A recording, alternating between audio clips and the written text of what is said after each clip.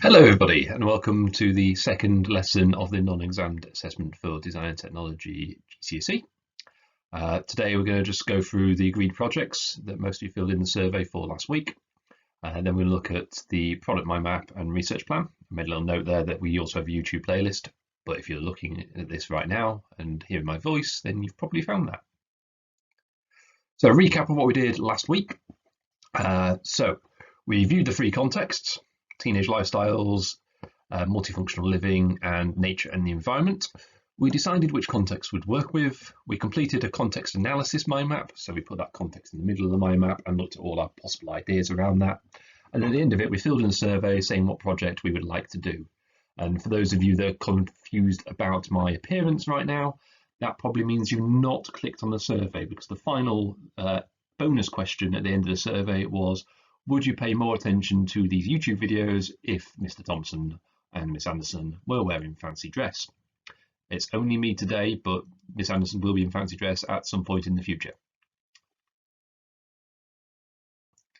So today's tasks: agree what project you'd like to make. That's from the survey from last week. We're going to produce a second mind map. It's going to be quite small, quite focused. I'll talk through that in a moment. We're going to complete a research plan, which needs to be detailed and relevant to your project, not just some wishy-washy research, but really focuses to research linked to your project. And then we're going to turn this all into a tip-top, good-looking GCSE page. So at the moment, you've got your mind maps. I'm sure that most of them I've seen look good, but we want to turn this into a really good page, and that means doing a little bit of work on PowerPoint there. So, with agreeing the project, thank you for filling in the survey, those that have done that. We have reviewed your ideas. We sat down for an hour and had a meeting to discuss the ideas that have been submitted so far. And we've colour coded them. So if they're green, we think that's a good idea. You can move on to the next step with that project if you so wish. If it's amber, the idea is okay, but we might think there's some slight changes or we've got some questions to ask. And if it's red, we're sort of saying actually that project's not suitable. There's not very many reds. Most of you have put a good idea on there. Obviously, I think half of you have filled in the survey so far. Some people haven't filled it in at the time of recording this video anyway, which is obviously before the handing day anyway. We will update the results and our feedback as more information comes in. So don't just assume, oh, I've missed out. Fill it in. We will always come back to you with our thoughts on the ideas you've picked. Okay, so without further ado, let's see what people have. So this is also an attachment to the work that's been sent out, so you don't have to try and read it on the PowerPoint because it's not particularly easy to read. But this just gives you an idea of what people have written. I've just got rid of your names and just put initials there, so it's not quite so personal. So get an idea of what other people's projects are, because you never know, you might see, oh, that's a good project. I might want to talk to them about some of their research, or I might want to look at what work they're doing because it might have some links to your project. So there's always a bonus of working in teams in design. On the right hand side of this, you can see there's quite a lot of writing. These are our notes to you. So if you find your row, so WT, I'm looking down there, student name, teenage lifestyles, product 1 was a folding skateboard, product 2, study desk with RGB lights and speakers, and product 3, a desk or bookshelf that reads a book to you. Now, we've written in there our views on those projects. I think the folding skateboard's really interesting. Study desk with lights and speakers could be interesting, but might have to be a model. And a desk or bookshelf which reads books to you. We sort of said, I'm not sure about that, because obviously I've got a bookshelf behind me right now. How many people actually get a book off a bookshelf and sit next to the bookshelf? Most people take a book to a sofa or a comfy chair to read. Okay, obviously I'm looking at there's a nice comfy chair there, but that's mainly for the cat rather than sitting and reading. If you haven't submitted an idea, we've got the link at the top of the page there. So you can submit ideas if you still wish. If you've come up with new ideas since, submit again. We'll have a read. We'll give you some feedback. I've got no problem with people submitting more than once. Okay. And if you want to submit ideas and change it so we don't do fancy dress, feel free as well. I'm okay with that. So moving on, you should hopefully have picked from there, if you've got 3 greens. I know there's a few people who've got 3 green ideas. You may have to pick one that you think is your favourite. If you've got 3 ambers, then you've got to maybe do a little tweak. And I know the person with the 3 ambers there, we've actually had an email conversation. I think you know what you're doing anyway. And obviously there's a couple of reds there, which have reasons for not being suitable. But hopefully you can work around those and pick one of the greens you may have. So at this stage, I just want to very quickly touch upon the mark scheme. I've colour-coded the mark scheme for section A. So the bit in yellow is our context analysis page. Okay, we're going to design possibilities are identified, they're explored, directly linked to the context, demonstrating excellent understanding of the problems and opportunities. So our mind map actually unpicks a lot of that, and our second mind map today will also add to that. Then the bits in blue are different research pages that we need to do. So, for example, the third one down there, sort of comprehensive investigation into the work of others that clearly informs ideas. Well, that means you're going to probably do some product analysis, review the work of others there, but that'll be something for a future lesson.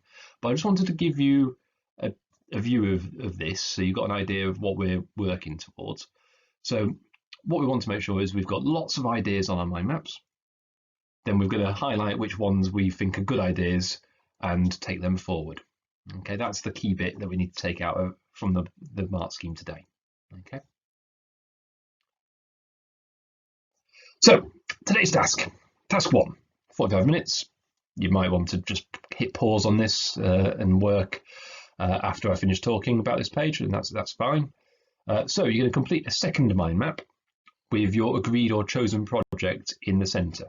So Miss Anderson's actually produced this mind map for us, multifunctional lamp. So she's decided I want it to be a lamp, but I also want to do something else, which is great. It's still definitely working in her multifunctional living context, but it's maybe not saying, oh, it's going to be a lamp and a stationery holder. It's going to be a lamp and something else. So she's given herself some freedom there to change the project. So around the outside of the mind map, my best advice is to use Access FM. Okay, aesthetics, cost, consumer, environment, size, safety, function, and manufacture. For all those students who have had me teach them, you'll have heard me say this time and time again, but it's probably more important to look at DAFAM. I'm sure you've missed me doing that, which is obviously makes me cool and down with the kids in it. But function, what's it going to do? Aesthetics, what might it look like? Manufacture, what could it be made from? How could it be made? Those are your big 3, really. I think consumers probably are also important for you as well. Environment would be important for the nature and the environment one. But those FAM are your big 3. And you want to just come up with as many ideas as you can for your project. Okay, there's there really is no wrong answers here. You can put as much detail onto this mind map as you can about your product. What could it do? How could it work? What extra functions could it be? Where's it going to go? How big might it be? And once you've got all the information, you can then color code, actually, this is a good idea, this is a good idea, this is a good idea. And you just highlight the ones that you think you want to take forward. There's nothing wrong having lots and lots of ideas on your mind map. Okay. And you can add information about the problem. So if there's actually a very specific problem, I'm thinking the folding skateboard I saw earlier. One of the problems will be obviously carrying your skateboard if you have to take it on a bus or something to get to your skate park. So actually explaining that the problem is that it's easier to carry it if it's in a bag on your back. And just adding that extra little bit of detail into your mind map would be quite useful. So yeah, pause there if you wish. Spend 45 minutes or so producing your mind map, and then you can move on and click. Task 2, 30 minutes or so. Ideally, we'd do this as a table, but it's a research plan.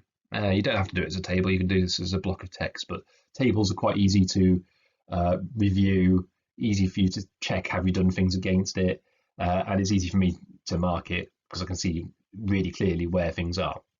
So everyone does a research plan slightly differently. I've often got 3 columns. What do I want to find out? Column 1. How will I find this out? Column 2. And why and how, or why is that information important, or how am I going to use that information in my project? That's the really important bit, really. It's all well and good, I found some stuff out, but if I'm not going to use it, what's the point? So everything needs to be linked to your project, and obviously research is worth 10 marks, which doesn't sound like much. This is where the why bit will be worth the marks moving forward to get better marks in your designing, your making, etc. So that's why research is actually quite important to our projects. So you've all got very different projects, amazingly. So I can't tell you what to research. However, from the mark scheme which we looked at earlier, you need to look at the work of others. Okay, so that's the example I've used here. Inspiration from the work of others.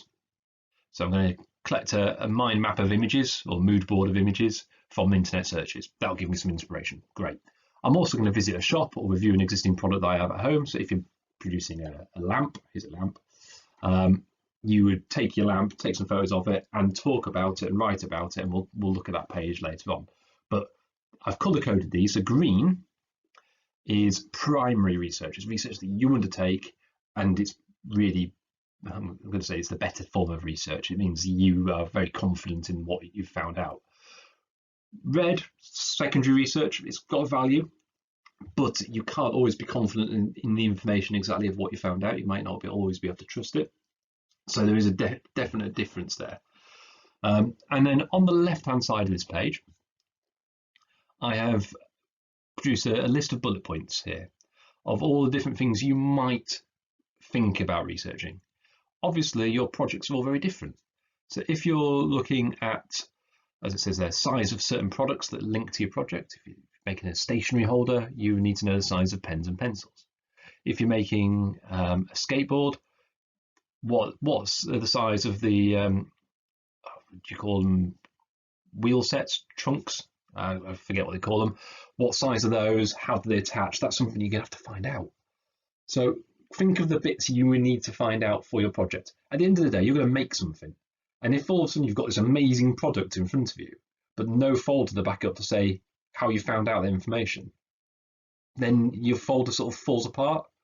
A good example would be maybe a speaker project. You need to know how big a hole to drill for a switch to go in. You need to know how big a space to make for the speaker. What power supply will the circuit require? These are things you need to research. Okay, so don't be afraid just to write a list of all the bullet points of things you might need to find out. That'd be really, really useful at this stage. And as I say, there are some ideas there as the bullet points that you might want to use. Okay, so you can pause here, 30 minutes, making a table on PowerPoint. Okay, the table I've got here is the blue and white version. This is the one that I think is automatically set up when you create a table in PowerPoint nowadays. Maybe change it to a different color or style just so they don't all look the same. Okay, just takes about 5 seconds. Moving on. So this is the point where we get to put it all together. Okay, I've given you 30 minutes for this, which is possibly a little bit longer than we would normally take, but it's the first page, so we'll get it right now. So all the work to date can be placed into one PowerPoint slide. Okay, it can be spread over two if you've got lots of detail. I saw somebody emailed me a couple of mind maps actually, so they've looked at two contexts. Well, you're not going to get two context mind maps, your product mind map, your research plan, and the conclusion all on one page. So you might spread it over 2 pages, and that's okay. That's a valid approach. We're saying 1 page for now if you can, just because it gives you more space, because we've got a maximum 20 pages. So photograph and attach the photos of your mind map to your PowerPoint. Okay, so take a photo of it, a bit like what you saw on the previous page, those previous mind maps, get them onto your PowerPoint. Add your research plan onto that page. Brilliant. And then we're going to add a conclusion box. This is the important bit. This will join all that page together. Okay, and I've sort of written 3 questions to look at there. The why is really important on these questions, but what context have you picked and why? So I've picked teenage lifestyle context because I'm a teenager and I really want to make a product for myself. Fine, that's an example. You can come up with maybe some more detailed ideas there as to why you've picked the context you have. The product I've chosen and why. So what product are you going to make, and why is that product something you want to make? And then I like this final question. What first ideas do you have for how you might complete the project? So some of you have said, oh, I'm going to make a lamp with a flower pot attached. Great. My initial idea is I'm going to probably make this out of wood. It's going to be round in shape. And you've sort of talked through some of your early ideas. We're not saying this is what you will make. We're saying here's my initial thoughts, and then we see how that develops and changes with time. And that's okay. Okay. So 30 minutes to do that. The next and final slide here has a waggle for you. So I'm just going to flick to that slide so you can see how I've laid it out. So here's one of the mind maps from last week. We've got the mind map from this week. I've written a context analysis here, and I've written it's quite a good waggle as an example there. So you want to have a read of that and maybe look at how you might use some of the sentence starters in there to help you out. And then we've got the research plan on there as well. And I've added little subheadings on there to tell you what each mind map is. The one for the research plan seems to have disappeared, but there is normally one that says research plan on there. And you've now got all those headings. I've put the conclusion in a coloured box. So all the way through my project, I'm going to have conclusions in the same coloured box. It makes it look quite neat at that point. And that is an example of a good quality page. Hopefully all that's quite straightforward. Do drop us an email if you've got any questions during the week. Really good ideas so far, guys. Really pleased with the contact we've had with people. If you're unsure, always contact us. We're happy to help. And I look forward to seeing your work soon.